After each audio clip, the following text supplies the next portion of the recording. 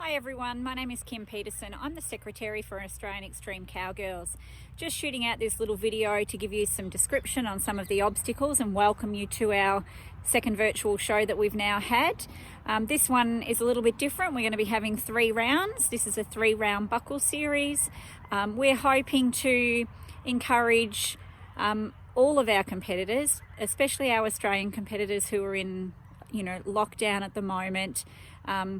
You can still ride your horse. We believe the law says that we can, so hopefully we can get out there and have some fun, forget about everything else that's going on, compete against each other, compete against people from over the world, and we really want to welcome our international competitors back.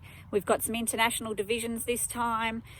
This is a buckle series as well, so if you enter all 3 rounds of our races, you will be able to be eligible to win a nice buckle.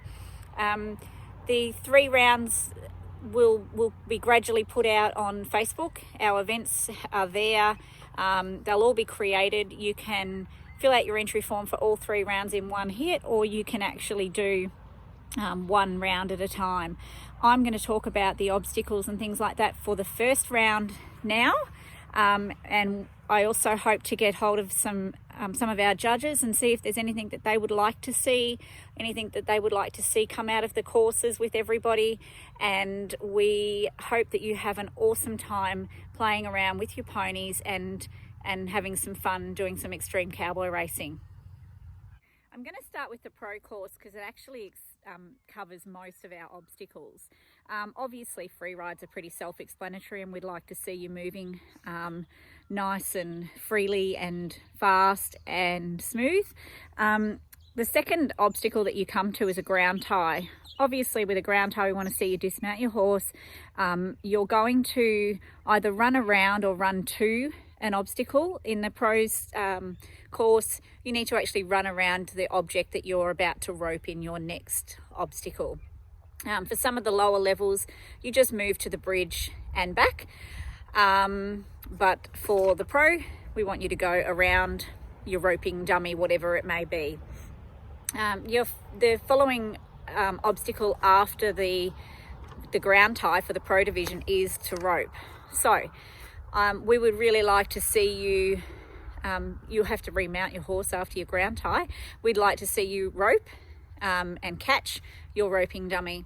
There is no lope after this. It is just showing nice, good, clean roping skills. The next obstacle is a deadfall. So this can be made up of branches, logs, branches with leaves on it, things like that your horse has to navigate its way through. But if you don't have access to those branches and logs, you can use jump poles or small poles, and you can crisscross them over and just make it a little bit tricky for your horse to actually navigate through. After the deadfall, which is in most levels, I think every level, your next obstacle is a hip rotation. For pro, we would like to see you put your horse's 2 front feet up onto an object, whether it be a small square bridge, a mat, a tarp, and do 2 rotations. So 1 full rotation one way and then 1 full rotation the other way. In some of the lower levels, you'll only do 1 rotation, but that would be a full rotation around either on an object, or you can just create a square or a spot, and that's where your front feet need to stay, and that's how you will do the hip rotation. Some levels have lead changes. For the pro division, you have 3 lead changes on a straight line. So pick a straight line down the edge of your arena. There's no markers, so it is basically 3 flying lead changes on the move. For the lower levels that do have lead changes, your lead changes will be across the center of the arena. So if you could change leads in the middle of the arena, that would be great. Next up is a jump combo. For pro division and I think non-pro and the international over 18, there are 3 jumps. This combo can be created however you want. So show us your creativity and see what you put together, but you must do 3 jumps. There are 2 jumps in some of the lower levels. Obviously no higher than a drum or barrel would be great. Rollbacks, they're in some and we have doubles in another. I would really like to see the distance between the rollbacks not too short. So if you can make it, you know, half the length or 3/4 of the length of the arena, that would be really great, demonstrating nice stops and nice rollbacks. Next up is the back through. For pro, you're going to have an elevated back through. So ideally what we would like to see is 4 drums with poles on the top of each, making a tunnel. You need to back through that tunnel, turn around, and then back through again. For the lower levels, when it says some elevation, it would be great to see some poles off the ground. They don't need to be as high as the drums, but if you can execute it with the drums, go for it. And then for some of the lower levels, just poles on the ground would be fine. When you get to the obstacle that says carry an object, I would like to see something like a big fluffy teddy bear or a tarp or something sort of large, saddlebags, something along those lines. And if you can pick up that object and lope around your back through obstacle and then place that object back where you got it from, that would be great. The keyhole. So I want to see you enter the keyhole with nice cadence and speed, stop, and in the higher levels you'll be required to do spins, and some of the lower levels just to turn, to do one full rotation or just to turn around and to shoot back out of the keyhole.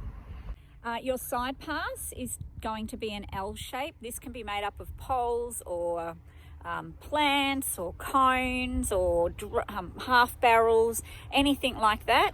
I would like to see you side pass over the L shape. For the pro division, you actually need to side pass both ways. Lower levels, I think it is just one way, and then you'll move on to your next obstacle. The next obstacle is our free ride. So for the pro division, you would need to make your way to the edge of the arena or fence or wherever you may be, to a mounting block if you would prefer, and you need to remove your saddle and bareback, jump on, bareback, free ride all the way home. If you have a bridge in your course and you don't have a bridge, you can use things like a tarp with some poles holding it down. You can use a mattress. If you have bridges and you want to make up a bridge combo, that would be fantastic to see. Instead of just a straight bridge, you could have a turn with your bridges. If you've got a crooked bridge, add that in. If you've got a teeter-totter, add that in.